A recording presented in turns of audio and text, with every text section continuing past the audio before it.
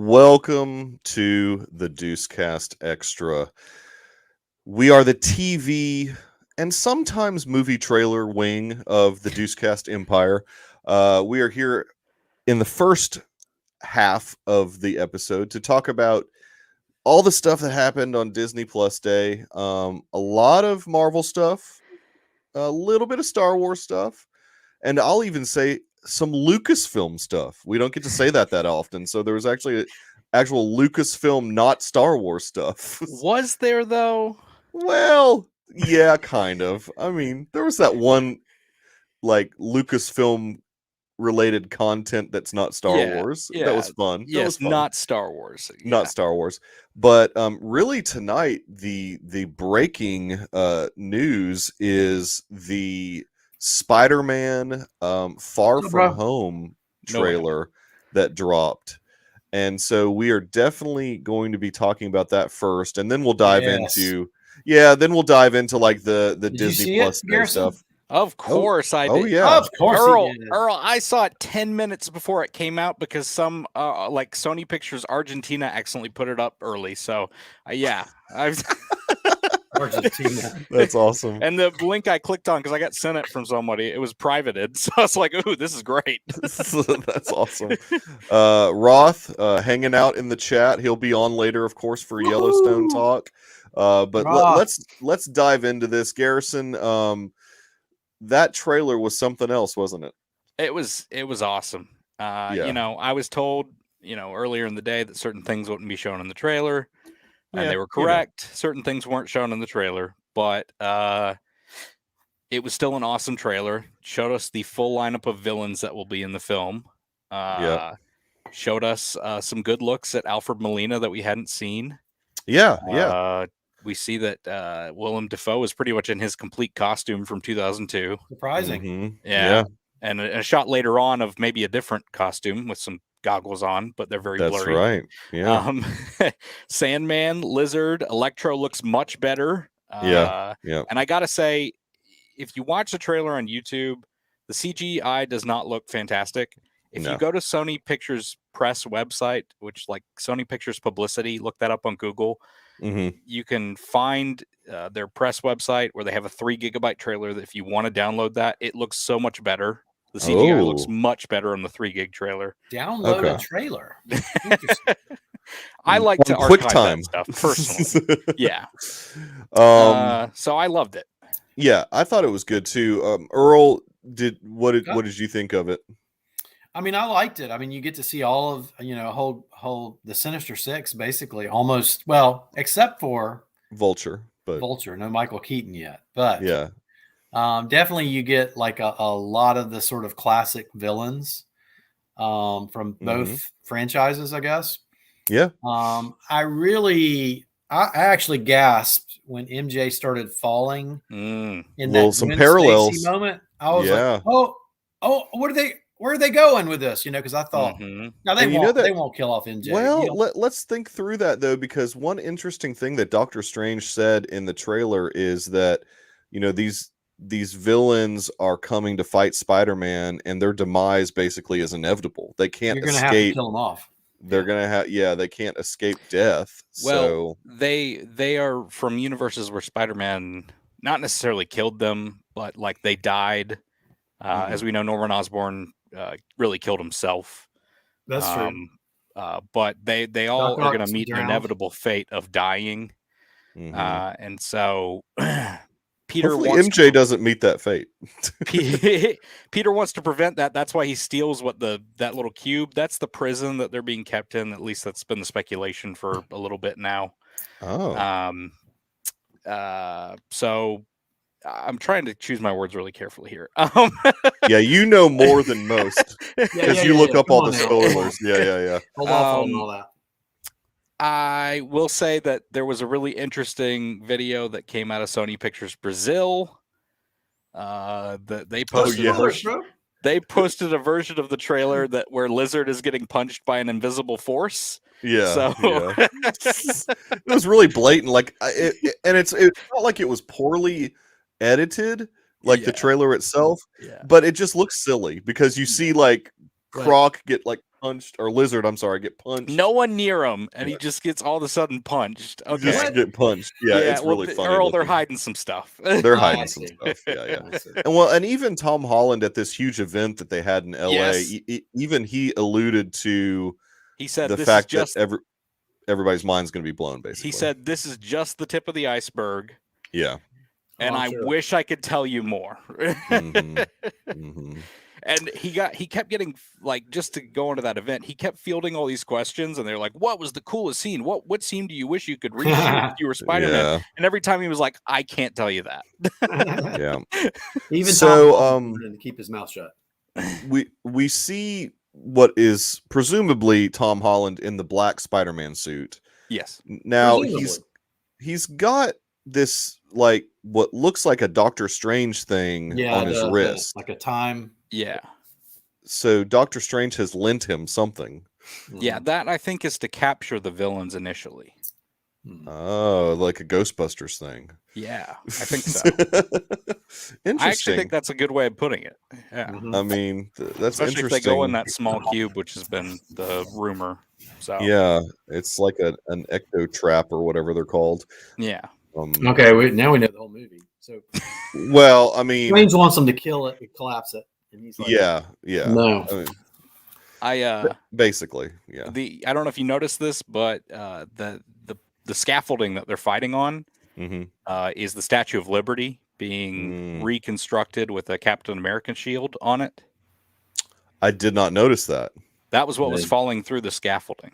Oh, interesting. Yeah. Okay. I like that. That's we don't need this, French lady anymore. Let's get. Yeah, exactly. No doubt. I think it's the French lady with a Captain America shield. Oh, really? That's the. Okay. No, I'm with you, Fatmatic. I mean, Spider-Man. It's going to be so fun. It's going to be awesome. Oh, I thought our podcast would be fun. Well, no, this is never fun. I'm just kidding. No, but some people are like, "Is this going to be too much like Spider-Man 3?" I don't think so. I think that it's going to be way different than that. No, we're not going to get emo. I want to break Peter Parker. I want emo Tobey Maguire. Here's the difference to me, okay? Yeah. From what I can tell from this film, the people making No Way Home are really excited to make this film. It seems like this is the creators of this film all want to do this idea. Yeah. Spider-Man 3 was a guy who wanted to do a film with Sandman and Vulture, and then Avi Arad said, "Why don't you put Venom in there instead of Vulture?" And Raimi doesn't hate Vulture; he just didn't really want him in that film initially, right? And so you had conflicting forces. Whereas I think this is not. I don't think it's that. Yeah. No, it's yeah. I mean, it's Crisis on Infinite Earths from the CW. I think it'll be better than hopefully it'll be better than that. We do get to see very briefly Electro's mask, so that was pretty cool looking. He's got like the original little, and he's yellow.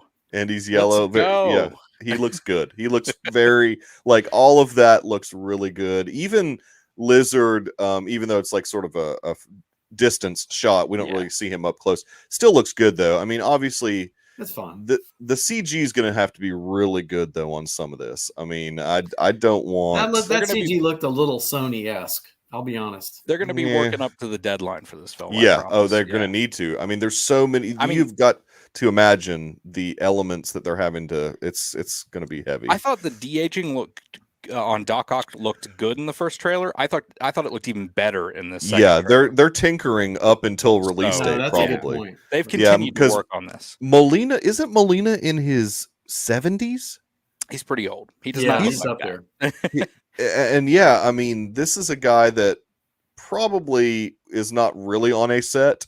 He's probably like just being rendered somewhere, basically, and tinkered with. But can we speak about the fact that Molina said, "You're not Peter," to Tom? Correct. Yes, I love that. Yeah, that was very cool. That I mean, it's a wink and a nod to the audience, and then, the funny, what'd you say your name was? And they were making fun of his name. Like, they were making fun of his name. So that's very much the Tom Holland version of Spider-Man. So I was okay with that. Spider-Man makes fun of villains' names a decent amount in the comics. And and if you remember the Raimi movie when they were coming up with the names, when J. Jonah Jameson was coming up with the names, I think he called that name stupid originally, and then came up with it himself later on in the meeting. But yeah. So a lot going on, obviously, with the multiverse here. We even see some of what we have come to know as multiversal strands, almost like in the sky. We saw some of that. That was kind of curious. Yeah, I'm interested in that. Look, I know a lot about this film. I have no idea what that is. Well, to me, it reminded me of some of the stuff that we saw in Loki in the season finale of Loki when we saw some of those multiversal strands. I was thinking it was almost like riffs into their universe from other universes. I'm sure the Eternals will show up to save the... No, we don't need... No. Unless it's Dane Whitman, but that'd be okay. Like half of them are... Well, I can't. No, but one thing that Doctor Strange says is that he can't keep them from coming in, basically. Like, he doesn't have the power to keep them from coming in. He sounded exhausted. He really did. He sounded like really exasperated and exhausted of the whole situation. That I wasn't sure about the Scooby-Doo quip. That's the only line that didn't land for... it was all right. It feels like the IKEA line in the Eternals trailer, sort of. It didn't land that's with what me. I thought too. Here's what I will say: the IKEA line in the Eternals movie landed for me better than it did in the trailer. Sure, so I'm hoping we get better context for this scene in Spider-Man. Yeah, I wish they had just said we're going to have to Scooby-Doo this crap and then cut it and not delay it and make it long, because then when it came back again, I was like, okay. Yeah. It's they always feel like they have to say the joke twice to get it to land, and it's just that's not how that works often. But I mean, really good trailer. Yeah, and they meddling kids. Exactly. I'm all for it. I mean, it looks like it's going to be a really fun movie, and hopefully some important ramifications to the MCU. I mean, this is some. I hope this is getting us into the thick of what phase 4 really is going to be, because I feel like we're not there yet. I mean, we've had 3 phase 4 films so far. Yeah, and this will be the 4th, 9th or 10th. Well, is Black Widow really a phase 4? Well, I think it was supposed to. Well, no, not really. I guess it's more of a standalone. Film. It's more of a standalone. Wait, you're right. What did you ask? Black Widow. Is Black Widow a phase 4 film? Yeah, it's the first phase 4 film. Technically speaking. Because of Elena. Yeah. Okay. I mean, timeline-wise, it takes place in phase 3, but it's the first phase 4 film. Yeah. Technically speaking, because Far From Home was considered the last phase 3 film, though I think it probably should have been considered the first phase 4 film. But yeah, I mean, so yeah, and like I said, we've had 3 phase 4 movies so far, and I feel like we're nowhere near understanding. I mean, we're more near understanding maybe the threats because of Kang and Loki than the films themselves. Big. Yeah, Kang will be big, but I mean, I feel like the next Avengers movie, they're leading up obviously to the next event film, which will be the next Avengers movie, which they haven't announced. But that, you think so? The fan consensus is that it'll be something like Secret Wars. This is pretty funny, Roth. The cigarette after Endgame. That's pretty funny. That's kind of what Ant-Man and the Wasp was after Infinity War, really. Right. No, totally. Yeah, I mean, so just from the standpoint, so you think there's going to be an Avengers film in phase 4?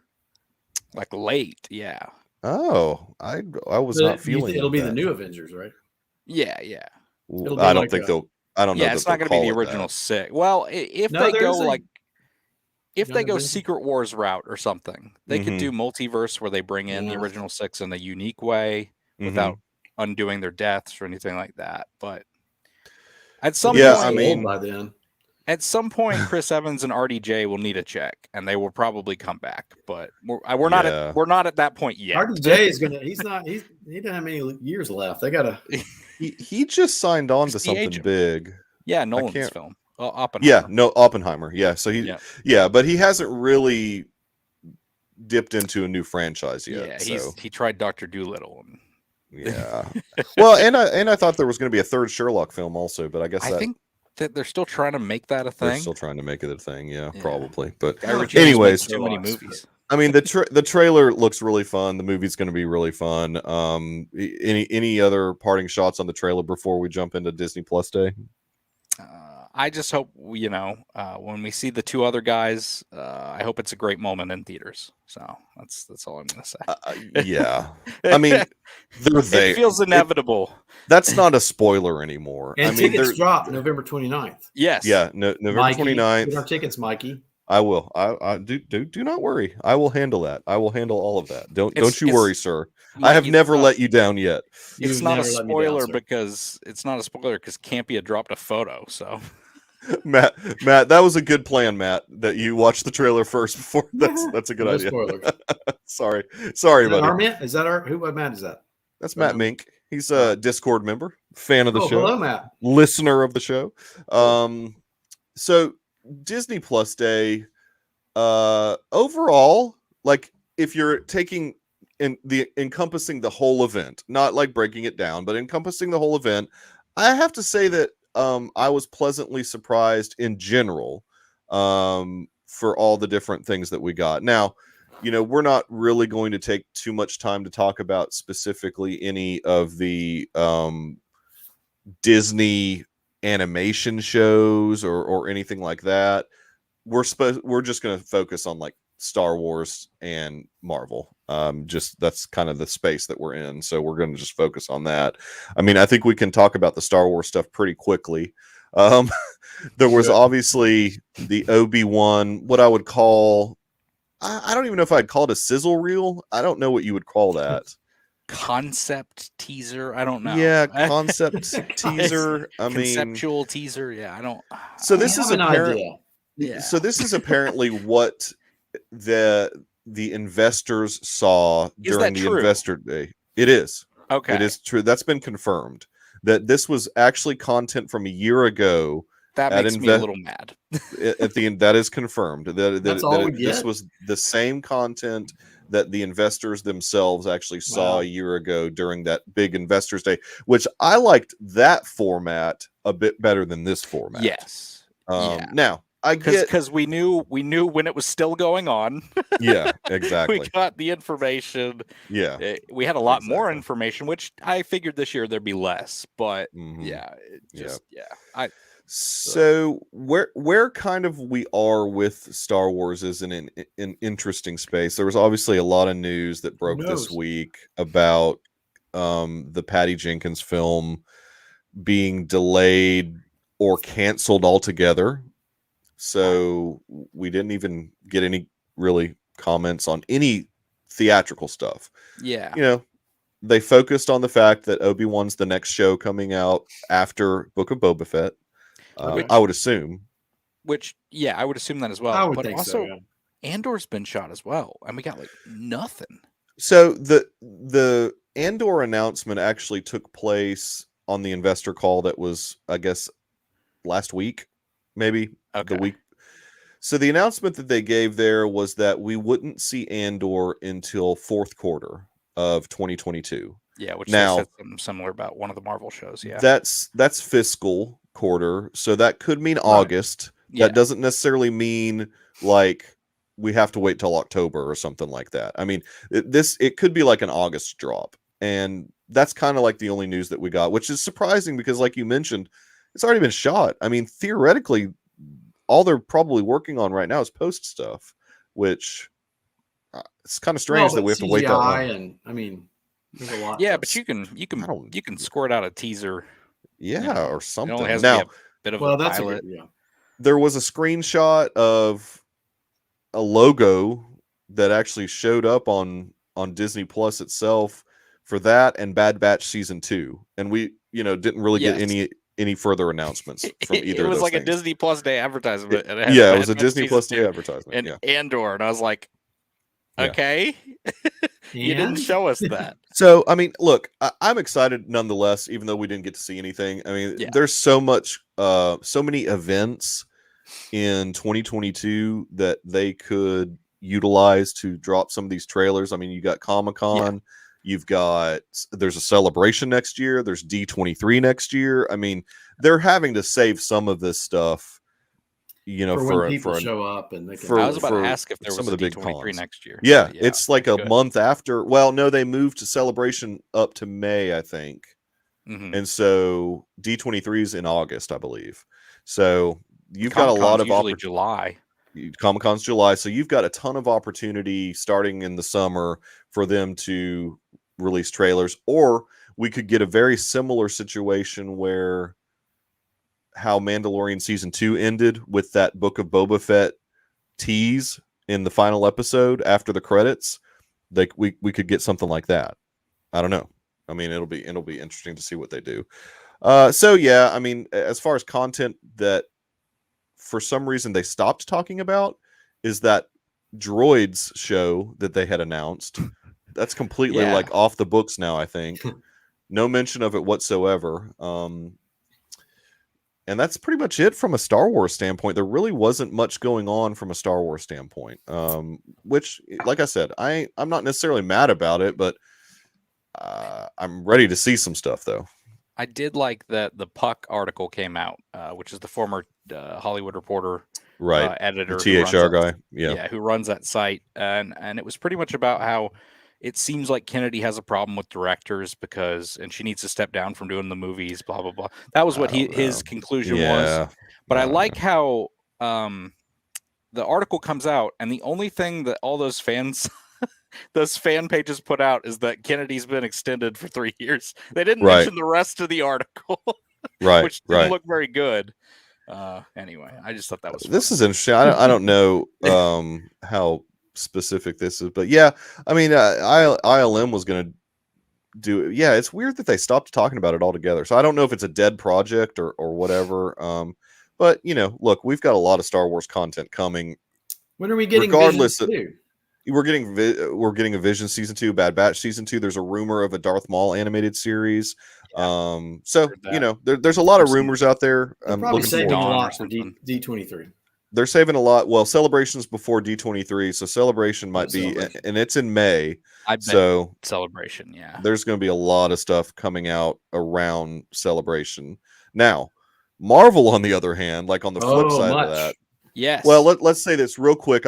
Since I joked about it at the beginning that we got some Lucasfilm content. I want to say Willow. The funny thing that Warwick Davis did was pretty funny. The Willow stuff was. The Willow I know that guy was pretty great. Yeah. And the Ron Howard voiceover. The Ron Howard voiceover. Yeah, that was pretty funny. Also, some actual Lucasfilm content outside of Star Wars was pretty good as well. Marvel, on the other hand. Marvel, look, we don't need to mention Scott Rifen. Just pretend he's not even there.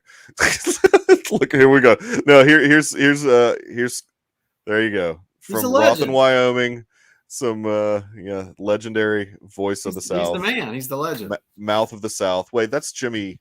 I don't know. That's Jimmy. What's the guy? The WWE guy? Mouth of the South. I don't know. Marvel the trailer. Marvel had tons of news. Like. Tons of news. Tons of tiny trailers. Now, a lot of animated stuff. So, X-Men 97 is very interesting to me personally. Yeah, Jimmy Hart. Thank you, Matt. See, this is what I need the chat for. I need the chat to tell me these things. So, Jimmy Hart, Mouth of the South. That's right. And Fetmatic, I'm sure, is as excited as I am because I know Fetmatic likes the animation stuff. But X-Men 97... because I'm not a comic book guy, and Earl, I know you're more of a comic book guy than I am, but that was my in for X-Men. Like that's how I know. Yeah, that's how I know X-Men is from that. Mine was comics from that animated series. I wasn't a comics guy, so the only way that I knew anything about the X-Men was because from the animated series. That's how I was introduced. I don't know if you're the same, Rifen. I did not watch that series growing up. I didn't. Well, it was a little before your time. I didn't watch the Spider-Man. I had cartoons that were coming out when I was a kid that I watched superhero cartoons. No, that's understandable. I have since watched a lot of that cartoon, and it is a very faithful cartoon to the comics. Well written. Yeah, it's Where really is it streaming right now? Is it on? It's streaming on Disney Plus. It's Disney Plus. Yep. As well as the old Spider-Man cartoon. The 90s one, not even the 60s one is, but the 90s one is what I'm speaking about. Yeah, Matt, I mean, you're even one step ahead of me though, Matt, because I'm not a gamer either. And so I didn't even play. I think I had a friend that had a Genesis at the time, and maybe I watched the guy play it. But I mean, yeah, it was really just the animated series. Now, the one thing that I wasn't quite clear of, and I think they're being kind of purposefully vague on this, is if the animation is going to be exactly like the 97. I think it's going to be exactly like it. Yeah, which is very interesting. It's an homage. Yeah, it's going to be 4K, whatever. But you think it'll be 4:3 aspect ratio though? No, it'll be 178. Yeah.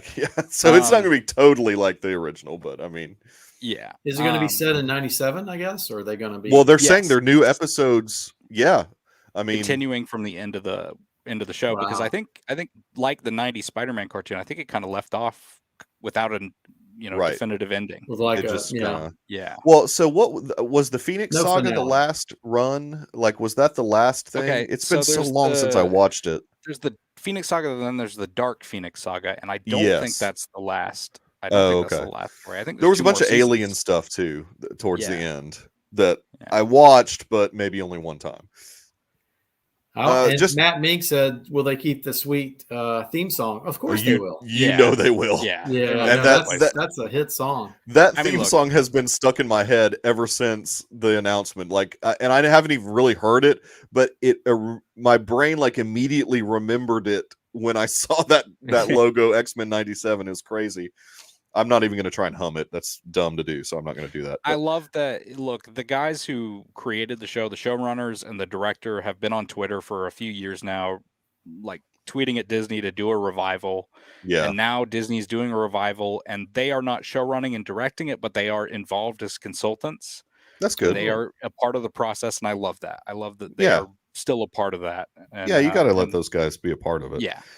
I mean, I really think, in all honesty, not to jump off of Marvel so drastically, but I think that's really why they haven't done Gargoyles, because that seems like a no-brainer to revive that show. Mm-hmm. But I really think that the guy that made it doesn't want to do it again. And so they just are not going to do it. But let's stay on the animation. Yeah, let's stay on the animation tip. Spider-Man freshman year. Yes. Looks pretty cool. MCU canon. Well, yeah, it does say Marvel Studios on it. So it's going to be Tom Holland based, right? X-Men 97 says Marvel Studios, but that's true. This was told to comicbook.com that it was MCU canon. Now wait a minute. Do we believe comicbook.com though? Yes. Okay. Yeah, because they didn't get that. They didn't get that from anybody. They got that from Disney. They got that directly from Disney. Yeah. That's interesting. So this is going to be a prequel to Civil War. Okay, so this is before Homecoming. Yeah. Okay, interesting. But has he been bitten by the spider at this point? I would say yes. That'd be kind of boring if it wasn't. Spider-Man freshman year. I mean, it's called Spider-Man. Yeah, I mean, I think it'll be his first year. Yeah. I read a rumor that they're going to work on 3 seasons of the show and do one in between most of the movies. You can't do one in between Far From Home and No Way Home, but. Right. Okay. Yeah. Marvel Zombies. Again, I'm not a huge fan of that one episode of What If, so I don't know. As long as it's not What If Zombies, if the show is basing itself off the comic, maybe. But just don't go on as long as the comic has gone on, because it continues to go on. Is Robert Kirkman still involved with it, though? I don't think he is. But I think he just did that one quick. Yeah, well, that's my point. First just adapt the Kirkman run and just. Yeah, well, I'll watch it, of course, but I mean, and then they did announce What If season 2, which we kind of knew already. We had already known about. Yeah, we already knew about that, and then I Am Groot we had already known about, but that's another animated show. Yeah, Gunn confirmed. Looks like he's going to be a teenager Groot or child Groot, baby Groot. Yeah. I mean, Roth. Going back to Marvel Zombies, who knows? I mean, I don't know. It's in a multiverse, maybe, but it's canon to the multiverse. Everything's canon to the multiverse now. It's multiverse adjacent. Yeah. Now be careful, because canon adjacent. That's what they say about what is it? Star Wars Lego Freemakers, is that it was canon adjacent. You can't use the term canon adjacent here. I think it's more canon. I think the Sony films are about to be canon adjacent, but ooh, unless they strike another deal, right? I mean, well, I just mean, the Morbiuses of the world. Oh, well, of course, Morbius. Yeah. So the two show announcements that we had heard that were going to happen became more official. Yes. That being Echo. Yep. Which is a character we're going to be introduced here in like next week, probably in the Hawkeye series. Yeah. Oh wow. Played by Maya Hawke, I believe is her name, or maybe that's her character's name. I can't remember right now. I'm sorry. No, I think her name is like Cox. The last name is Cox. Yeah. Maya Hawke is the daughter of Ethan Hawke, right? Yeah, you're right. I don't know what I'm thinking about. That's okay. Tired. She is a Daredevil character from the Michael Bendis run. Which is why there have been a lot of rumors about maybe certain characters showing up in Hawkeye, not Daredevil, but certain characters, because she's specifically under Kingpin in the comics. I think he adopts her. That's right. So that's then she betrays him, right, or something as well. Now, correct me if I'm wrong. Isn't the character hearing impaired? I mean, isn't that the whole just? And she and I think the actress is too. Yes, it's just like Makari. It's going to be like Makari, but with sonar powers or something, or I guess I've never read the comic. Yeah. So look again. I'm going to watch all this stuff, so I'm looking forward to that. And then, of course, we got the official announcement and the official title, Agatha, House of Harkness. Cool title. I like that. I feel like it's going to be a prequel. You know what? I actually hope it is. I hope it is a prequel. I don't want it to be a sequel to WandaVision. They're going to do a lot of CGI to make her look super young. Yeah, like in that flashback scene. In all honesty, that show probably would not have happened if that character hadn't taken off like it did in WandaVision. I don't think they had that in the plan. That's all due to Catherine Hahn, though. Yeah, it's a couple things. Yeah, fans were hungry around the time of WandaVision because we really had nothing for like over a year. Right. And so fans ate that show up. Wow, Jacob had a really good comment, guys. About what? Catherine Hahn knocked that out of the park. So. This comment. Maya no. Anyways, that's horrible. But yes. So I hope it is a prequel. Yeah, I really do. I'm here for you, Roth. I'm here for you. Yeah, I hope it's maybe a prequel. We can see why that's. Well, it'd probably take place after the Salem thing that we see. Yes. Yeah. No, when I say prequel, I don't want it to be that far back. Maybe we see her at the end of the show flying into the anomaly. Right. That'd be cool, actually. Oh. That'd be really a cool tie-in. Like the last episode be her showing up at the anomaly. That'd be really cool, actually. But they need this to be after, like, but when does the whole thing with Wanda start unraveling? Is that Doctor Strange and the Multiverse of Madness? May next year. Okay. Oh, and it's going to be way after. I don't think they've even started shooing it. I mean, so it'll be a much later show. Yeah, right now it's just conceptual. I mean, officially conceptual, but I mean, the preview that we got to see, was very cool. It had quick shots of She-Hulk, Miss Marvel, Moon Knight, and I think that's it. No. One shot of did it have one shot Samuel of Jackson? A literal frame of Samuel Jackson in Secret Invasion. I don't know but that hasn't been shot yet. Wasn't that just a concept? No, it's shooting right now. Oh, is it shooting right now? Yeah. Okay. I mean, he looked cool. That may not be an actual shot of the show. That may be a thing they shot a picture of or something. I think it's like a press photo or something. Yeah, I don't think that's no, it's just like a one shot. Didn't he turn though in the thing or something? Yeah, so it's a small video. Yeah, it was a vignette. As far as me personally, the thing that interests me the most is Moon Knight, even though I don't know anything about the character. Just Oscar Isaac just looks bad A in those shots that they showed. I mean, he just looks so good. I think he's got what do they call that? The multiple personalities. Right. I think his character has that, and so that's why you've got like the very British sounding guy in the trailer. But then you also interesting. Hear that voice that's clearly Oscar Isaac also speaking in his normal accent, but with a harsher voice. Yeah. I think you're going to see multiple personalities because that's where his comic character's kind of gone in recent years. Yeah. So that's it. Look, I'm very ready for that one. He's always been described as like Marvel's Batman, but I don't think that's 100% accurate. No. But, no, Matt, Kit Harington was never going to be Moon Knight.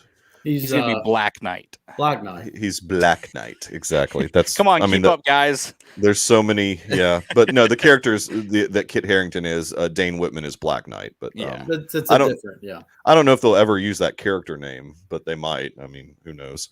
They will. She-Hulk, I'm excited for, but really, if I'm being honest, I'm only excited for it because of the potential of Daredevil showing up. I mean, that's honestly the only reason I'm kind of excited about that show. Well, it's going to be interesting with She-Hulk because there's several different iterations of her character. Sometimes she's just kind of tall and sort of sexy, and then sometimes she's looks like a real female bodybuilder. Like they're going to have to figure out what's the well, they kind of it's a tease, and it looked like I think they're going for the more classic sort of. I was going to say, kind of like Burns to me.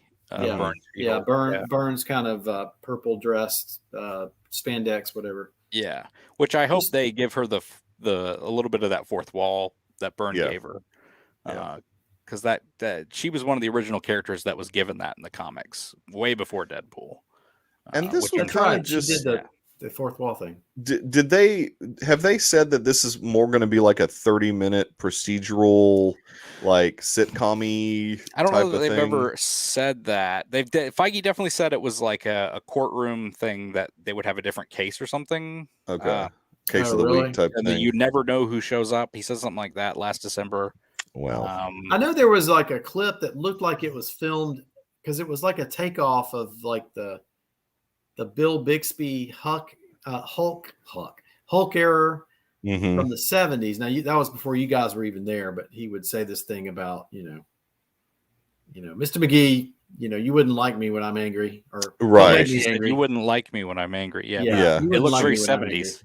Yeah, she gave that quote, so that's interesting at least.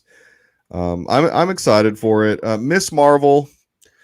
Again, I'm not familiar with that character at all, and I think that character is even more geared towards a younger bent. Well, and the big fans of her are not going to like what they do with her in that series because they changed up. Like you can already sort of see it in the trailer, but they changed her powers. Actually, oh, really? They made her more like a Green Lantern almost. She has like a purple fist that comes out instead of the stretchy fist. I wonder if the stretchy fist is just so hard to pull off well, and also you're about to introduce Mr. Fantastic, and I don't know if they don't want to conflate the powers or what. Oh, that's a good point. I didn't think about that. Powers. Yeah. That one didn't really connect with me. I know she's a huge fan of Captain Marvel, so that's why she's in that outfit. I was about to say that's going to be a big part of that series, I'm sure. Yeah.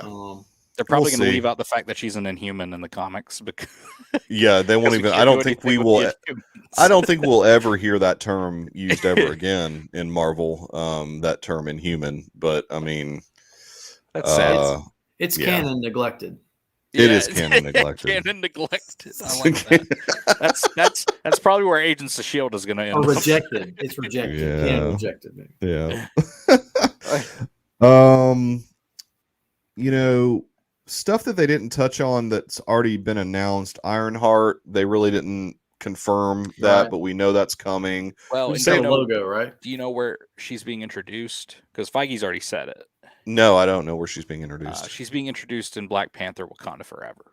Ah, really? He admitted that on the Shang-Chi press tour. He said it like in junkets, and she's been seen on set for all the Black Panther stuff. So interesting. Is she going to be from Wakanda then? I don't think so. But the Panther crew are definitely in America at one point. So okay, I feel you. Secret Invasion. We got that quick shot. of Secret Invasion. Armor Wars they didn't touch on again, but that's one that's been announced. Open Sam is in it. Sam Rockwell. I'm very much hoping he's in it. Oh, I know. I want that character back. Hammer, as Justin Hammer. Yeah. I mean, Roth, you're right. They are at least. Are they still filming in Georgia right now? I mean, or in Brunswick. Well, they filmed in Atlanta, and that's where they film most of their time. I think using like formerly Pinewood, now Trilith, and a little bit of Tyler Perry stuff as well. Yeah. But yes, they filmed a little bit in Brunswick. I think right now they're on a hiatus. The problem is because they shot hurt everything they could without Letitia Wright. Yeah, and she's hurt real bad. She's injured. Is she hurt? Oh, you think this is I don't know if you've been following that. You think this is the classic, let's not film and hopefully people will forget about her whole thing? No, they filmed a lot with her. They're not going to replace her, but is there I don't want to get into all the things about this. Were you an extra, right? No, I was not. Inquiring minds want to know. I was not. Are you in Black Panther? I am not in Black Panther. They were looking for policemen and boat people, so people. Yeah, people who. There's still the Untitled Wakanda series. I don't. Okay, Jacob said it. She's not vaccinated, and so. And so she's gone over. She denied that she said anything. Though, she's a British. British are always vaccinated. She went over to the UK, and now she's not British, is she? We just implemented a law saying, or some sort of policy where vaccinated people from if you're unvaccinated from other countries, you can't fly over or something like that. So, so she's got to wait 3 weeks for her vax to. Who knows? Who knows? Who knows? And who cares what's going on with all that? Yeah. So we know there's a Loki season 2. We know there's an Untitled Wakanda series coming. Yes. So I mean, look, possibly the I don't know if they're conflated or not, but there's the Untitled Wakanda series and there's like the Okoye thing, and I don't know if they're the same. Oh, I think they're probably the same. They might be. Yeah, I think they're probably the same. So I think overall, like I said, Disney Plus Day for some was disappointing. For me, I liked it. I would have preferred a different format, but I understand the concept of really engaging social media. That's a thing. I mean, but you can do both. You can do. They should have. You can do the DC fandom live stream, right? Like you did with the Investors Day call. Yeah, and then at the same time post it on the Twitter feeds. Yeah. Yeah, they different streams. Yeah, the joke of that day obviously was Patrick Dempsey being blown up on Twitter all day long. The wrong Will Smith was tagged in the thread, and dude, some of their social media managers have to be fired after some of that stuff. You untag, good grief. I mean, it's simple, very simple. But I mean, really overall successful.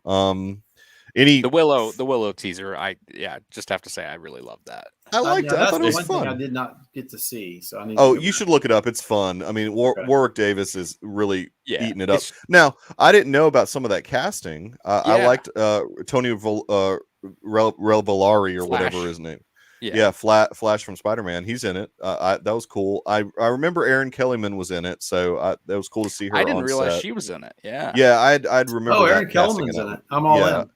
Yeah. Oh, yeah. I mean, it looks like a Willow. She would be good. Yeah, she does. In that world, it looks good. And there's a couple other from other shows that people were excited of that I'm just not familiar with the actors, but I think it's gonna be a good show.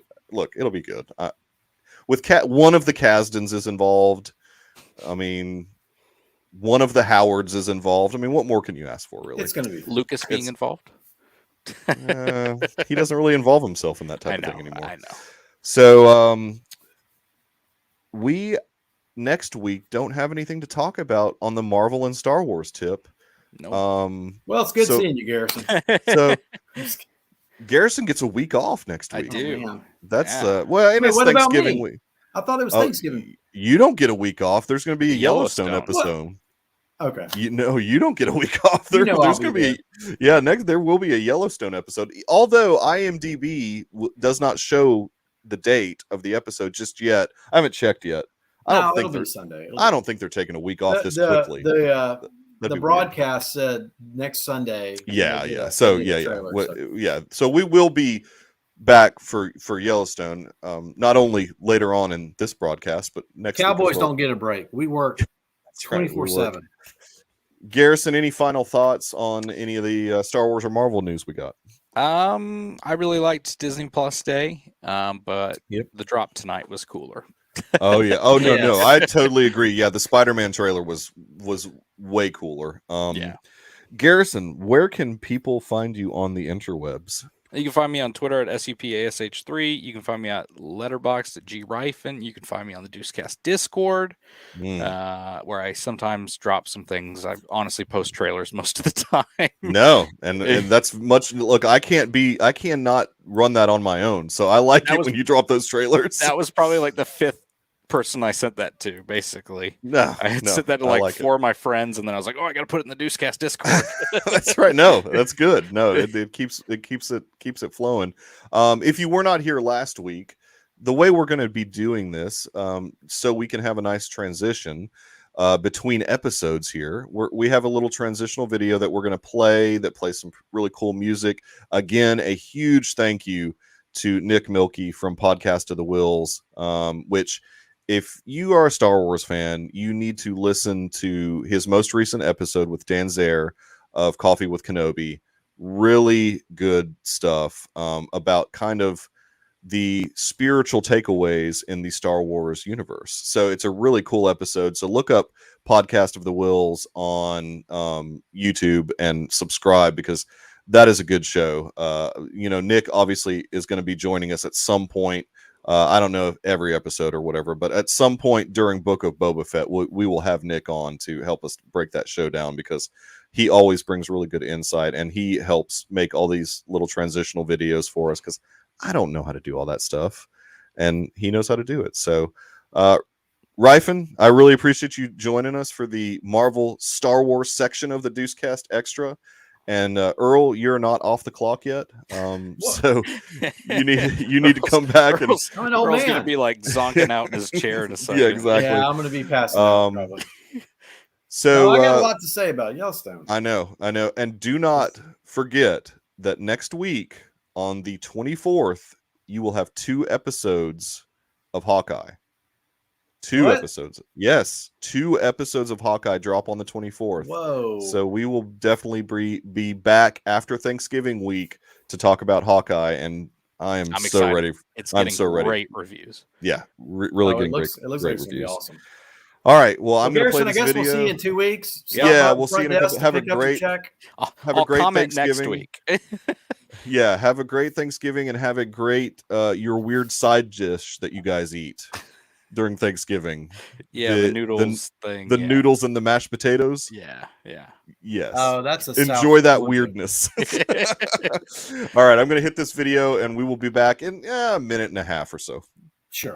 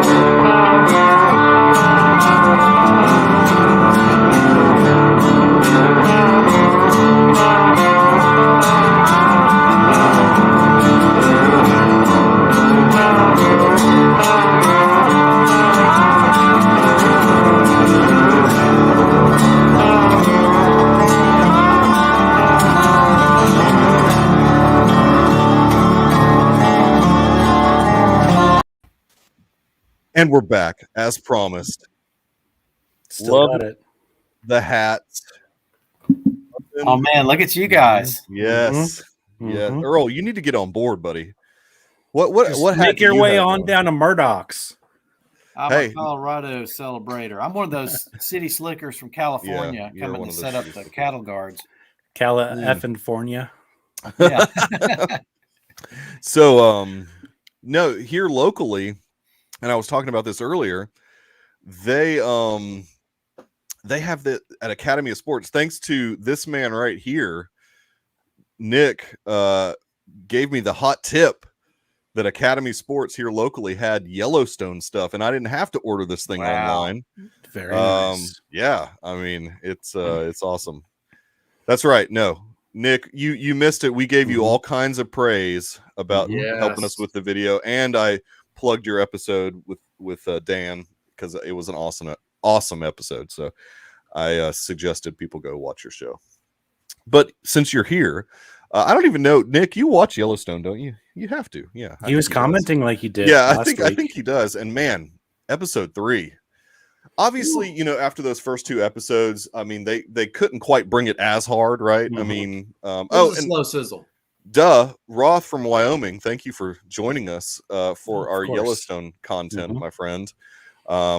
This season's going to be fun, so I'm really looking forward to it. We could talk about this later, but are we going to do 1883 also? Are we doing it? I'm in. It's up to you guys, but I can just do it by myself if you guys aren't. I think we should, shouldn't we? I think it's going to be fantastic. Okay, good. Confirming that he does watch. Okay, good. Yeah. I mean, Earl, that is going to require you to get Paramount Plus is the only problem. We'll see if that happens or not. That's a remain to be seen. Earl's like, I don't know if I want to get yet another stream. I'm a lot of time already to these things. So if all else fails, Roth, you and I will do it. We can handle it, and we can bring in Nick or whoever else wants to watch 1883. We'll find a third man or woman. Hey, maybe we can find a chick that watches it. I don't know. I'll just call up Isabel May. She's pretty much my girlfriend. Oh, she's in 1883. She is.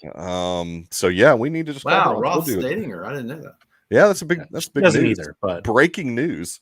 Let's break this episode down. I mean, I think we had talked about how we wanted to at first sort of go around and just very generally speaking talk about something you liked, maybe something that you didn't like, if there was something that you didn't like. Dr. Earl, anything in particular that stuck out in this particular episode? I mean, there was a lot of great moments in this episode. It's chock full this time. I mean, obviously the opening is cool with the whole where Dutton's just sitting in a chair, and then you see all the activity of like Casey as the lawman, and then the Coulter Wall sleeping on the blacktop. Yep. Great music in this episode. I like that. I liked some of the just sort of fallout from everything that's happened. I mean, we do get to see Casey and Monica have this sort of struggle at the end, but we don't have to get there just yet. Of course, we get Dutton sort of investigating like who has done all this, and he runs into Rain. I love the scene with Rainwater and Kevin Costner. So yeah, I'll stop there and let you guys talk. So Roth, any hot moments in this episode for you? Yes, I love that we get more of Kevin Costner being a good fatherly figure. We get a lot of that in this episode, and there's actually something I meant to bring up last week that I completely forgot. Let's do it. Now I don't know, I have a feeling that these two things are connected. Okay, so we get the flashback right to 1883, and Tim McGraw is talking to the natives about where they're going to bury somebody. Later in the episode, we get an airport being dug up and pipes being buried. Could that be the same grave? Has to be. Gotta be. That right? they wouldn't. That it has to be. Yeah, they wouldn't show us that little snippet of 1883. That's an interesting point, Roth. I thought they had buried something in there to sort of shut down the. Oh, you're thinking like it was intentional sabotage. I thought it was a plant to shut down the activity. When they first saw the body, I thought they were finding bodies that the Duttons had buried, like Sopranos type of deal where, they just dug up a old body that we had a hit out on. earlier. But then once they pulled up that decorated buffalo head, I was like, I think it's something else. I think it's related to that 1883 scene. They may never come out and say it, but I think that's what we're supposed to infer more or less. I think so too. I think you're right on with that, actually. I mean, I think that's a really good point. Yeah, because the Duttons, all their bodies are in Montana. In Wyoming. No, Wyoming, they go to Roth's backyard. I have that I have that as one of my dislikes. I said it in the episode as well. We see this the Welcome to Wyoming sign Forever West. And I'm like, I use some expletives. I'm like, the only time we get to see Wyoming is when they're dropping off dead bodies or going to kill somebody. I thought about you. I was like, oh, this must be where people go to do their dirty deeds. Is that what Wyoming's about? There is some crevice in Wyoming that's full of dead bodies. That's will There's never probably be a found. few of them. The long train. The long train. Exactly. What about this episode 3? Anything in particular you liked about this episode? Yes. So stuck out. I liked the Dutton stuff. One of my dislikes, I didn't quite love what Casey was doing. He felt like he was going a little crazy when he wasn't with Monica and Tate. I liked the Monica and Tate stuff, but the breaking down the llama fence and the gate into his place and then trapping him under the cattle guard just felt a little bit too much. So and I wonder, I'm trying to think about, what the deal is with that, like why he is so interested in helping that guy that came to him. I mean, obviously it's a family friend in a way. Emmett Walsh. What now? His name was Emmett Walsh. Emmett Walsh. Might as well have been Emmett Walsh. Not to be confused. Not to be confused. Yeah, I mean, so there's. I don't think that's the last we're going to see of that. That's just yet another character that they're introducing as far as the owner of the ranch. We're not done with that. I mean, that's going to be a antagonist that Casey's going to have to deal with throughout the season, I think, in a way. But yeah, I mean, some of that was fault, right? And if it's not, that's weird to have that filler in an episode because it just almost felt like filler for whatever reason. And you don't need filler in Yellowstone. Right. I mean, there's so much going on, so they don't just plant that seed to not let it grow. So there's going to be something come out of that at some point. I thought this particular episode showcased, and it's not surprising that I'm saying this, but how good Kevin Costner is just like with emotion and emoting in his facial expressions and stuff without even saying anything. I mean, the guy is just like in his A game years at this point. I loved everything with him.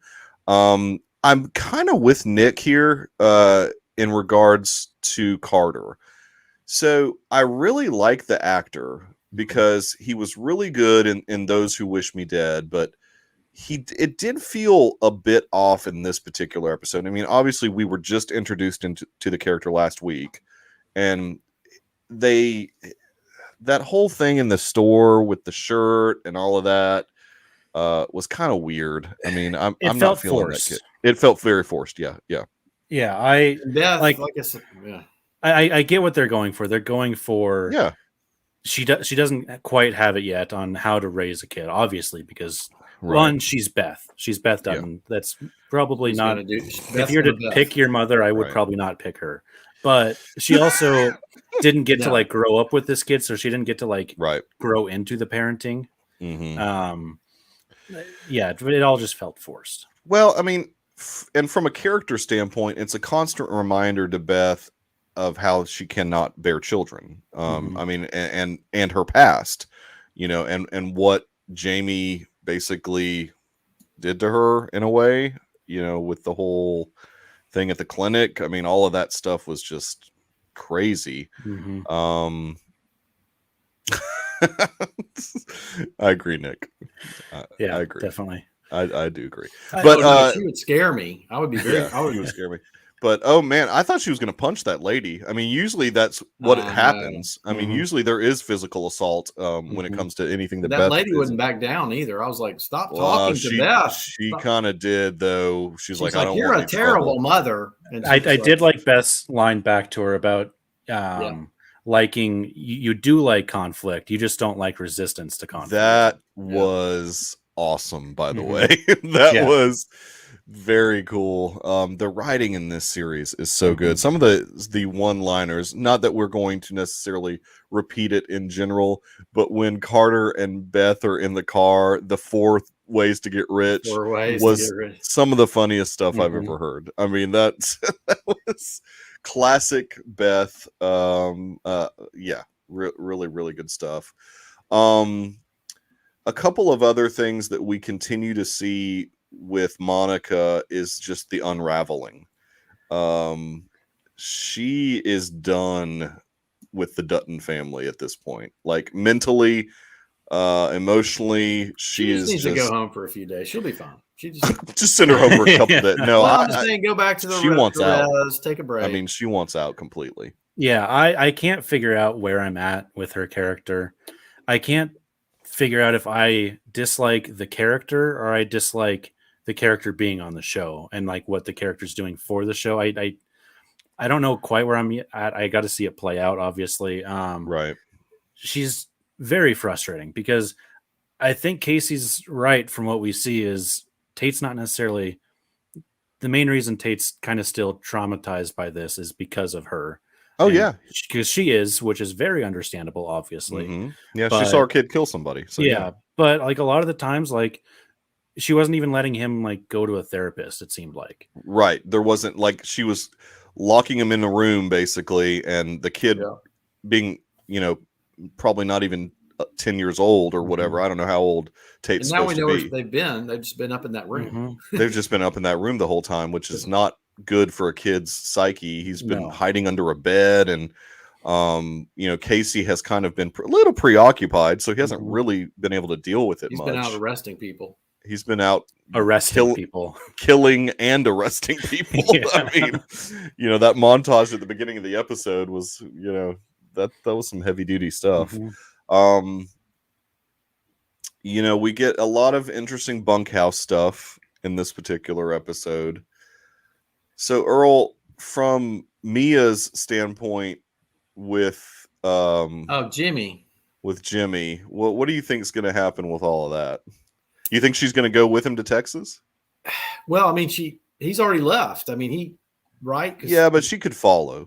I guess. I mean, I guess my question is, and maybe people know, like, if she's supposed to end up on this new Sixes, what's it called? The new show? 4 Sixes. 4 Sixes Ranch, yeah. 4 Sixes Ranch. So, I mean, if she, like, that's the thing I don't know. Like, is there going to be some of them go as a spinoff?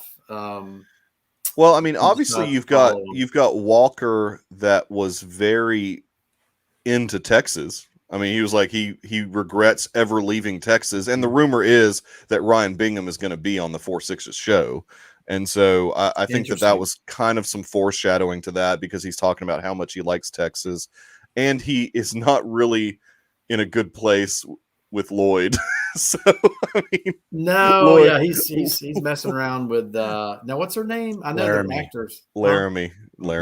Of course. Of course her name's Laramie. Yes, I mean, oh my goodness. Laramie's a wild place, and so is she. Yeah, exactly. Oh, I mean, back to, this is a really good point from Nick. At this point, I don't feel that Monica and Tate move the story forward. Casey's actions aren't affected by them. That's a really good point. I mean, I honestly think from just a show standpoint that Kelsey Aspel has gotten a little bit bigger as far as her acting prowess.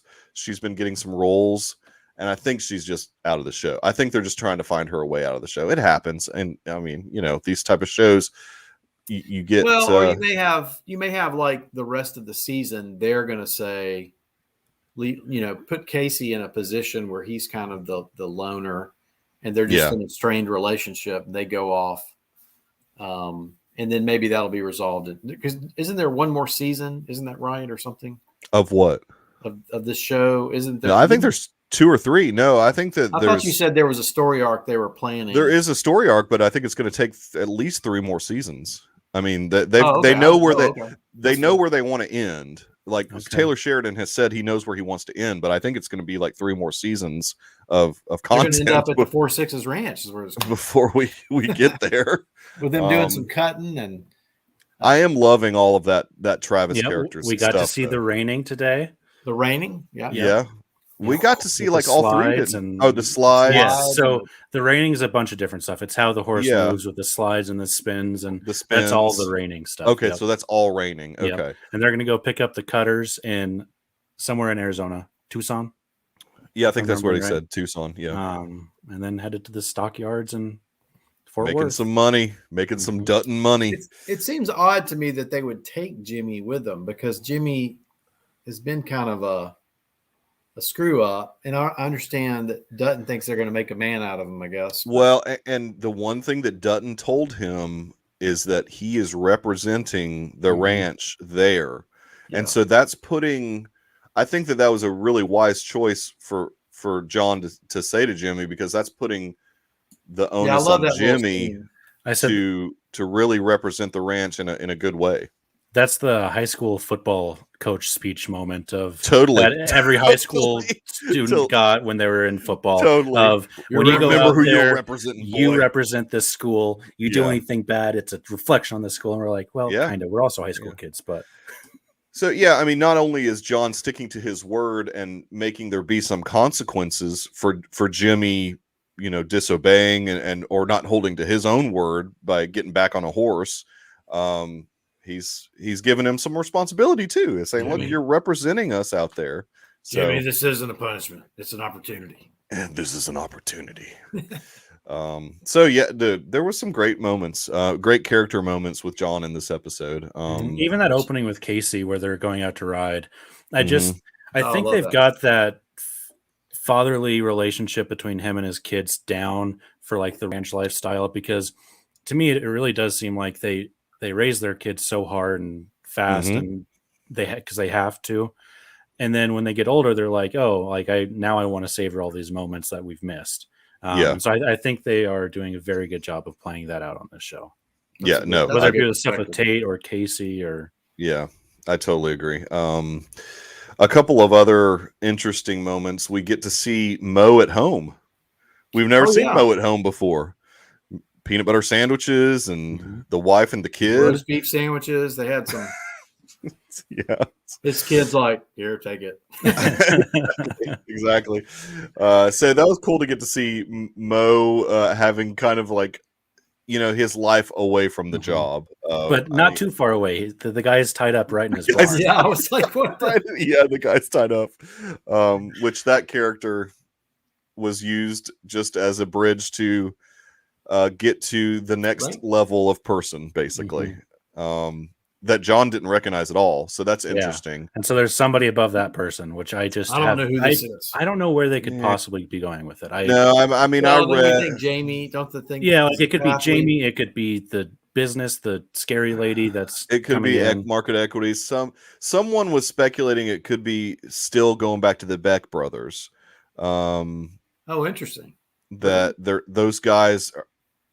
Nobody forgets anything. There's always going to be someone coming after the Duttons, and what happened with the Beck brothers would lead me to believe that perhaps that is not quite done. That storyline is not quite tied up completely, but we'll see. I mean, the likelihood is that it eventually gets to the market equity thing. I mean, because if you're going to have, like I said last week, if you're going to have an actress like Jackie Weaver come in, she's rough in Animal Kingdom. And so she has the ability to really be like a horrible villain for the Duttons. I mean, so I'm looking forward to that continuing, because I really think that that's where they're obviously going with this season. She's going to be the main bad guy, basically.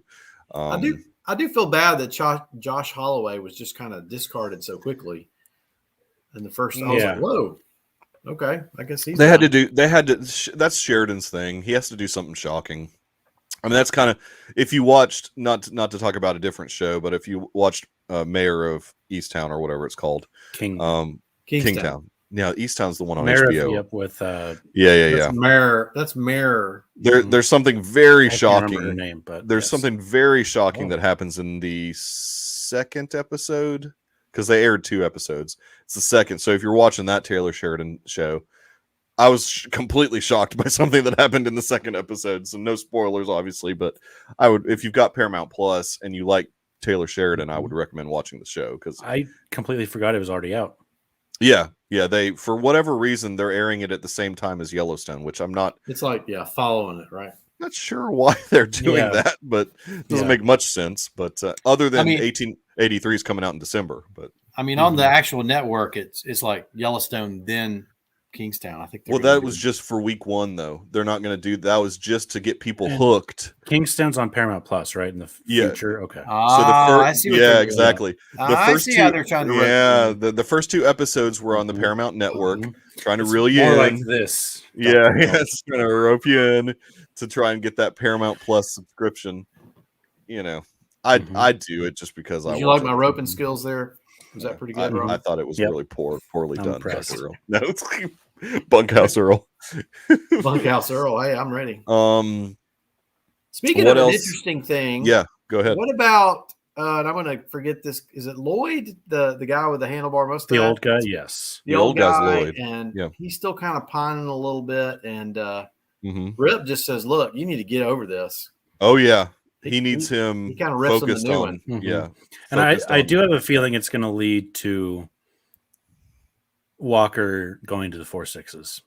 Oh yeah, just because like I think Lloyd's going to be the one to like be like, oh, he wants to go there. Let's send him there. He keeps talking about how he misses it. Yeah, I do. I liked that scene a lot. And there is a song out there. It's not a very nice song, but it's called Barrel Racer Land.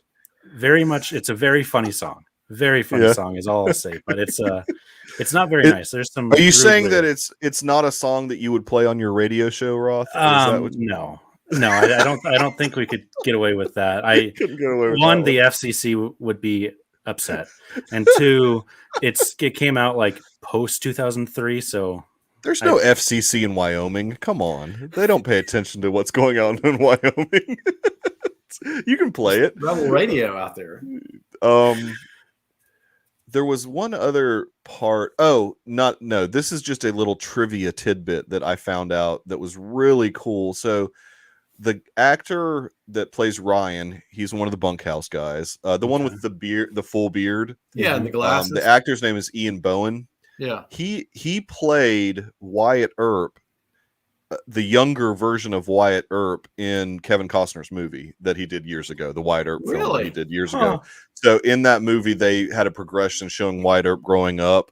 So that actor played Wyatt Earp. So he's been buddies with Kevin Costner for years, basically. And it looks like he was in Wind River and Sicario, Day of the Soldado. Yeah, no, Sheridan uses a lot of the same guys. Yeah, I mean, and he couldn't get Josh Brolin, so he got his daughter.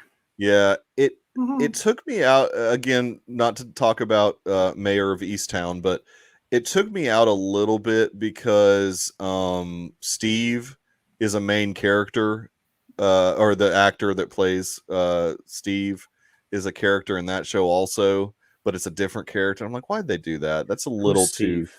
The livestock agent, the sort of heavier set guy. Okay. Oh, is he in Easttown? He's in, yeah. I've seen him. I saw him in the previews. It's weird. I'm like, why are they doing that's Taylor Sheridan's got to know that his people are watching both shows, and why would they do that? I mean, it's crazy, but whatever. Anyways, that's an aside. But I mean, so was also in The Dark Knight. Oh, interesting. It's a very small role. Couple of Cop with Gordon. Obviously Jamie was not in this episode. He was missed. I always like him because he's like a slime ball, so I like seeing what he's up to. Obviously, no market equity stuff in this episode. Rainwater we got to see for a little bit. You mentioned that, Earl. And that was one thing that I read an article with Gil Birmingham that said he wished he was in more scenes with Kevin Costner. Yeah, there's too many characters. There's so many characters at this point. I mean, there's like so many storylines. I hope that they tie up the Monica and Tate storyline quickly, though. It's going to be fine, Mike. I want that storyline kind of out. I do too. Let Tate go the back drama to develop. I want therapy couple. No, we don't need couples therapy. No, we don't. Just let Tate go back to humanizing Kevin Costner. and them going out doing grandpa grandson things. I liked that. Let's go fishing, Dad, Granddad. A big part, right? That's awesome and accurate. Yes, a big part of this episode that I liked was the last scene with Beth and Rip, where he's like, "Look, I'm sorry that I was right. I liked that." He was like, "It is what it is. I was right." But I liked his line about there's a man in there somewhere. It just might take a man to bring him out. And I think that's what the show does so well, is kind of, that was great. A popular thing to do now is to crap all over masculinity.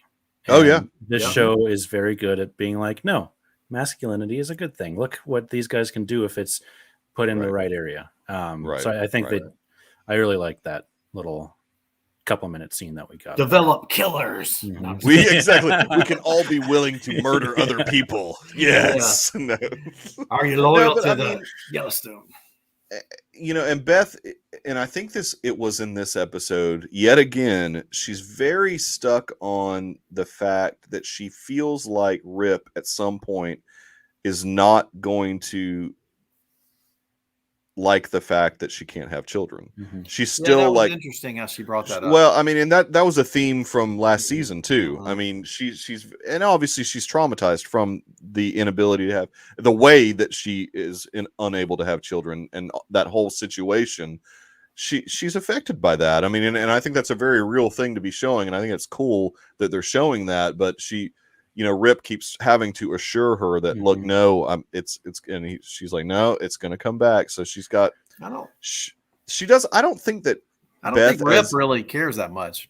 He doesn't, but, and I think that this is part of Beth's, obviously everybody's damaged in this show in some way, but she's really damaged so much to the point where I don't think she trusts herself to have the ability to be happy in a situation and not sabotage it when she feels happy. Exactly. And so I'm worried that because they keep bringing that up, that something is going to go down. She's going to sabotage the relationship. Or so, exactly. Or something along those lines, or something will happen. I mean, she kind of was testing the waters anyways, bringing Carter in, right, and seeing how Rip would act with it. That was one part of the same scene that I said I liked, is the start of it when he's like, he's not our son, no matter what he becomes, he never will be. I'm like, I don't like that. But two, that's not a very good job of saying, Beth, no, I don't care if you can't have kids. Like, you could say, this kid we could start to love him like he's our own. Right. It was just, instead he's never going to be our son, no matter what he becomes. I'm like, but that's kind of Rip, though, right? That's kind of Rip. It is. I mean, he's Rip, and he's taking that from the personal experience of that was him with John, and he never became John's son. But that's right. I don't know. He's marrying his daughter, so that's pretty darn close to becoming his son, right?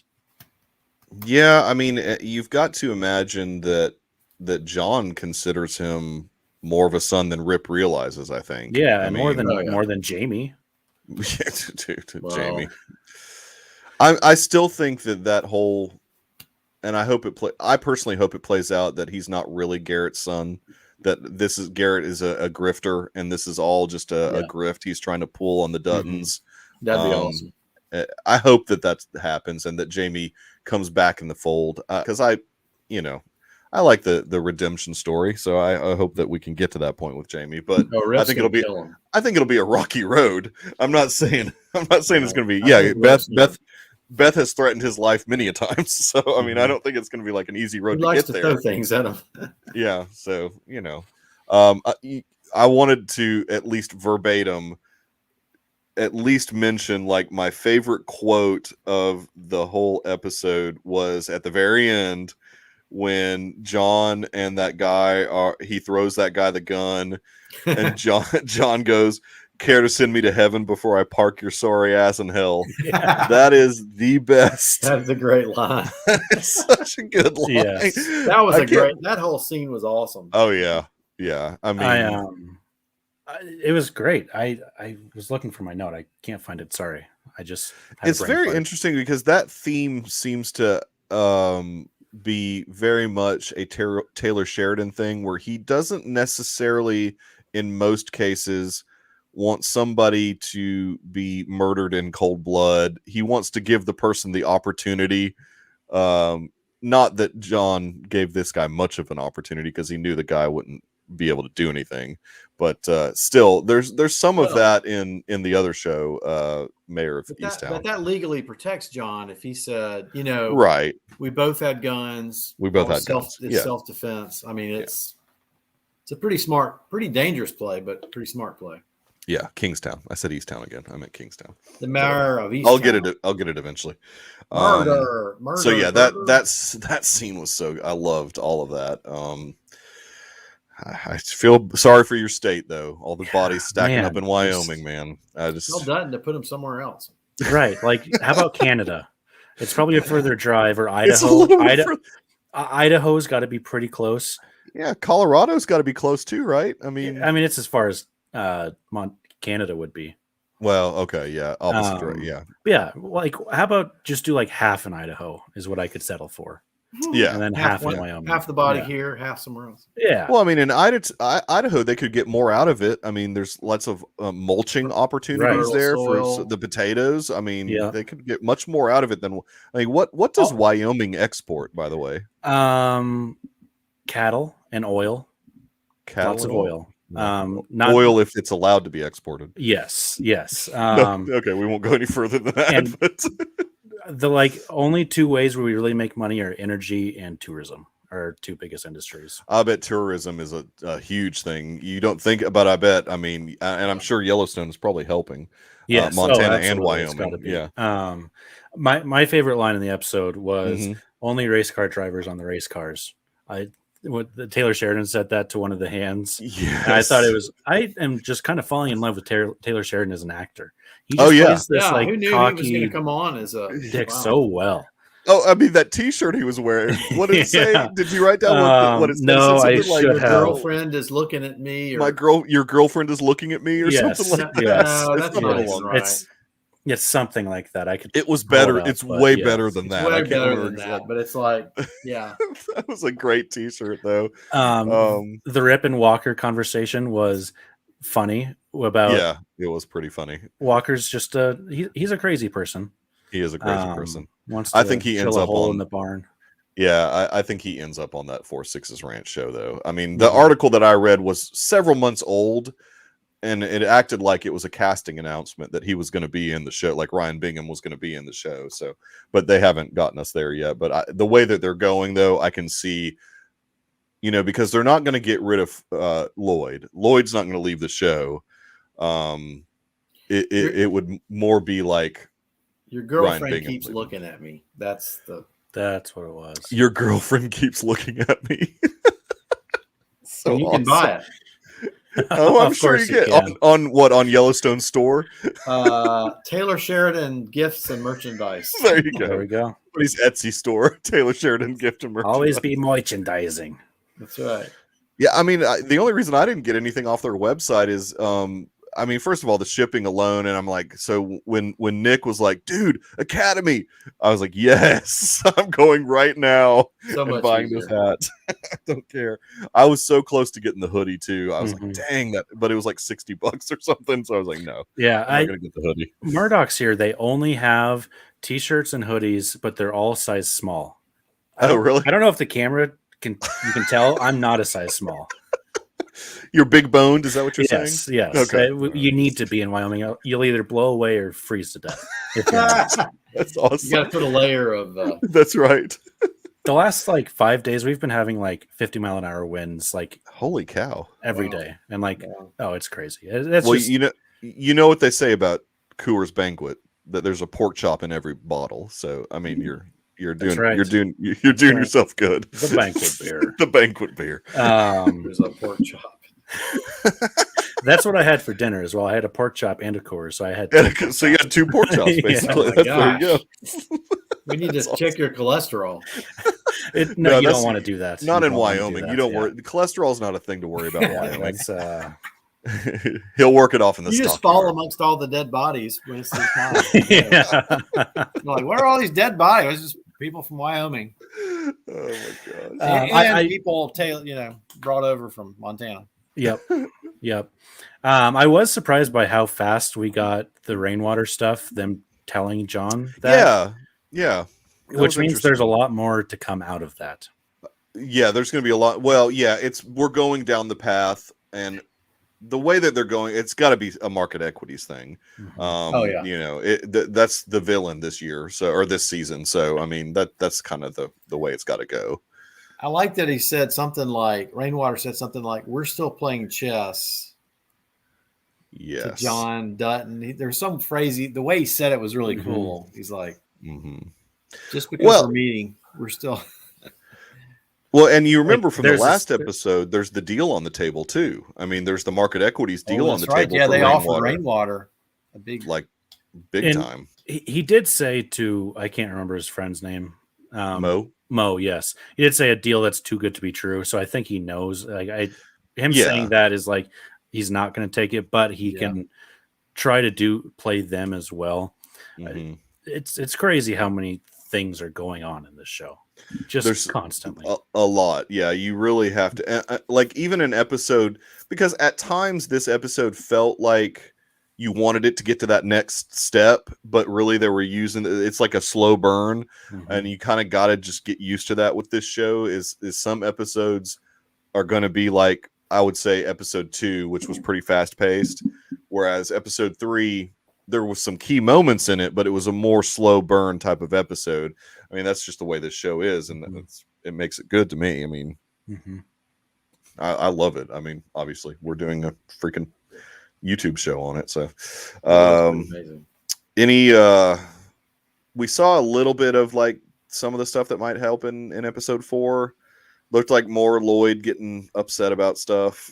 So maybe this thing with Walker is going to resolve itself quicker than we think. Yeah, it could. Because I mean, I was partially surprised that Jimmy was in this episode, and then when he was in the episode, but then left at the end of it, I was like, oh, that's it for Jimmy now. He's done. Yeah, that's the last time we're probably going to see Jimmy this season, unless we see Mia.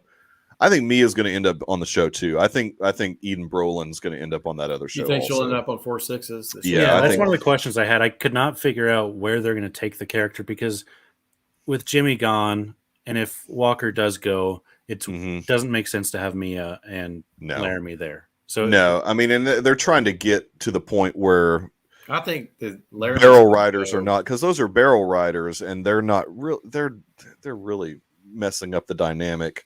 I want more Teeter. I need her more. Teeter's been real subdued. She's been subdued this season so far, and I'm hoping that we get Tater. I think she's backed off. I don't know if you recognize the actress is not playing it.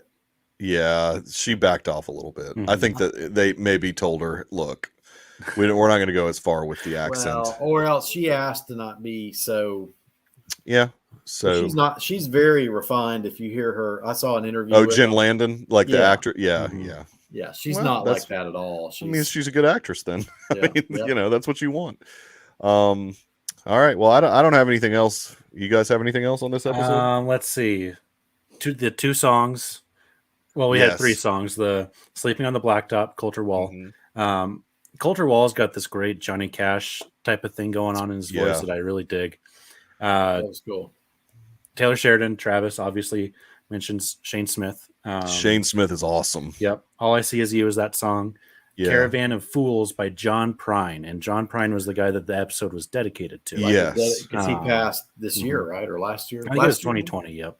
He passed when the show was actually done. I mean, this thing was held for a long time. I mean, that's probably true. Maybe they're clearing all these people out because of COVID restrictions. They just got to the bunkhouse has to have more. They have to make different shows so they can stay COVID.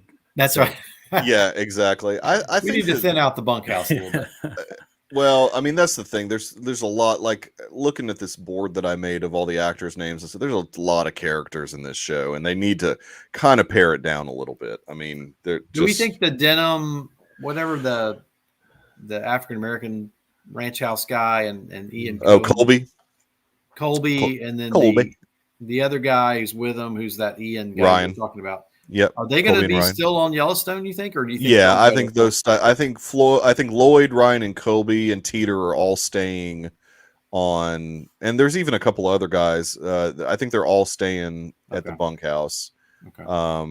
And get rid of the barrel riders. Get rid of Walker. I mean, I don't want to get rid of Hassie Harrison. I would, Yeah, what's up with you, man? She needs to be on one of these shows. Mm-hmm. They're going to put her behind the paywall. Send them to Tejas. Right. Send them to Texas. Why not? Yeah. They're behind the 4.6s. Mm-hmm. Yeah, exactly. So and I would go there. Look, no one is safe though. I mean, if you're look, Rourke died in that's true. First episode. No one's Snake safe. Face. I do like those other two hands that were going to the 4.6s as well. Was that Jake and Ethan? Yeah, that were going. I like those two. So those guys are real kind riders, of yes. Yeah, all those guys. Yeah. So what do you call the thing where you stop the horse really fast? I think it was just a sliding stop. Stop. Let's look back at the notes. I want it to be some kind of real fancy. Oh, like have a fancy name. Well, sliding stop. Sliding stop. Sorry, it's not fancy. It's no flying lead changes or rollbacks over the hocks. Nothing like that. I need like a double sow cow or something. No, you don't need to call it that. No. All right. Well, we will, like I alluded to earlier. I mean, we're definitely going to be back because there is going to be an episode on Sunday. So we'll be back next Tuesday, starting off with Yellowstone. We're going to start right away with Yellowstone. There's not any Star Wars man. We can't or Marvel stuff. But like I said, you got to watch Hawkeye. Hawkeye comes out on the 24th, man. 2 episodes. Wait, what? Yes. That's Wednesday night, right? Yeah. Yeah, that's the Wednesday after we record. Yeah, so that's the Wednesday before Thanksgiving. We'll do this. I'll stay up another 3 or 4 hours. I'll have a free day Thanksgiving. Yep. Dude, the 2 a.m. thing, I can't do. At least here, I cannot do the 2 a.m. thing. For you, it's like what? It's 1. Yeah, so it's like I can't go to bed before midnight anyways. And so if I try on one of these nights where it's released, I'm laying in bed. I'm like, I could be watching new Marvel. I could be watching new Star Wars. I know. I couldn't. I can't stay. That's a 2-hour thing, though. Well, it's probably not going to be full 2 hours. I will say, when I was earlier on in this job, I was definitely going to bed earlier and waking up early to watch it before work. Yeah. But now I'm like, I also work from home. Yeah. I'm in my work office right now. Yeah. You do the radio show from home? No, so I do everything but the show. I go in to record for like an hour and a half or so. But yeah, so it makes it easier to be like, I could stay up. I can do my work before that and then get to sleep in a little bit. Every time I say I'm not going to, I do. So I'm not going to say anything. With Star Wars, I will. Yeah. But with the Marvel shows, I did find myself kind of like just waiting till the next day. Yeah. I guess what if I didn't do it with? No, I didn't. No, I didn't stay up for I'd so lucky if I got to that by like Saturday. What is the official drop date on the show? The 24th. So it'll be 2:00 on the 24th. Okay. 2 a.m. Yeah, our time. Central. Well, yeah. 2 a.m. Central, I will not see it till that evening. Exactly. Yeah. No. I mean, so. Anyways, well, hey, I appreciate everybody in the chat hanging out. It was really fun seeing all the comments tonight. Look. YouTube, we got quite a few views. I think Yellowstone is bringing some folks in, so we got more views than we normally get on this last episode. So I hope people are finding the show. I'm trying to hashtag stuff a little bit better for YouTube, and apparently that works well. So thanks so much, Nick. Dude, I appreciate you doing the intro stuff and the transit. That stuff's so awesome. It makes it feel a little bit more legitimate than it actually is. Next week we expect the cowboy hats next week, though, guys. All right, I'll put the cowboy hat back. Every now and then we got to swap it up. It's never too far away. It is never too far away. So I've got to tell this story because I've never owned a cowboy hat. So I send this picture to Roth, and the cowboy hat's like just sitting like I would think a hat would. Now Roth says, "Dude, flip that hat over." So what's the deal with this? I don't understand this. Like, what does that mean? You got to carry it, or you got to store it like this, or else all the luck's gonna fall out. See, I love it. That's a Wyoming what's thing. Gonna fall out? The luck. I love it. I love that. So you never set it You guys said it. And I'm looking at the hat right now, and I've got it wrong. So I need to flip it. All my luck is falling out of my hat right now. I love it. Look, that is the most cowboy thing I've ever heard. I've got a buddy who I think I talked about him last week. In his truck, he has a hat rack that goes like right here, and he just like is able to slide his cowboy hats on. It's one of the coolest things I've ever seen in my entire life. Man, it's awesome. So, for those of you who are interested in buying a cowboy hat, do not just put the hat down. You have to flip it over so the luck doesn't fall out. I mean that. Yep. The opening is towards the top. Yep. Pearls of wisdom. There. If you speaking of pearl, I got the pearl snaps on today, but oh man. I think the real reason is if you store it like that, your hat will warp. Oh, I bet. Yeah. And mine, so like this, I'm ruining mine right now. It takes longer than a week to warp, but dude, I think I was the real reason. Thrilled, and I'm sure most cowboy hats are this. Like I said, I'm a total newbie, but I was thrilled that the thing was actually made in America. Like you don't find like this hat I'm wearing right now is probably made in China. Oh, I'm sure. But I mean, this was made in Texas by hand. That's legit. And you got a felt one, right? I guess. Yeah. Or is it straw? Is it like kind of? No, it's not straw. Yours is straw. No. Mine's felt. It was not. The cowboy hats are not cheap. No, man. So the straw ones are cheaper. The straw ones are your summer hats typically, and then you wear the felt ones in the winter. Yeah, mine or is for fancy occasions. Now I saw that there's even a step up, like wool. Like I didn't. Those were really expensive, and I was like, "Yeah, that'd be more like deep winter, right?" Those are like $240. I was like, "Nah, I don't." Can you find me something in the back? And the guy luckily had this thing in the back, and it was on sale, so I was happy with my purchase. Can you ride a horse, Roth? That's what I need to know. I haven't ridden a horse since I was 12. I'm a complete and total poser. Don't believe anything I say. All of my information comes from Google. I don't know. I don't know if it's like. No, I haven't been on a horse in a very long time. I have a feeling I've seen enough Western movies that I could hop on one. I couldn't do any of this fancy stuff, but I could hop on a well-trained one and not jump out of a window, land on it. Yes. Yeah. Escape from the like the Lone Ranger or something. Like jump off of a building onto the horse. Yeah. That's gotta hurt. Gosh. Yeah, for sure. All right. Well, hey, with YouTube, please share this episode. We're trying to get to 100 so we can have we get our own like actual mash that YouTube subscribe button, ring that bell. Yeah, come on. We got Roth from Wyoming on here now. We should be getting a lot more subscriptions. 2 Bama guys and a guy from Wyoming. I know, 2 Bama guys and a guy from Wyoming. And by way of Oregon for you, but by way of Oregon, but nobody needs Oregon's a cesspool now, so nobody. I'm pure Bama. And you're pure Bama. We will be back next week to talk about the 4th episode of Yellowstone. In the meantime, thank you guys so much for watching. If you're having to watch this later on, throw a comment out there. I'll try and do my best to respond. But thanks so much for watching, guys. Everybody have a good rest of the week.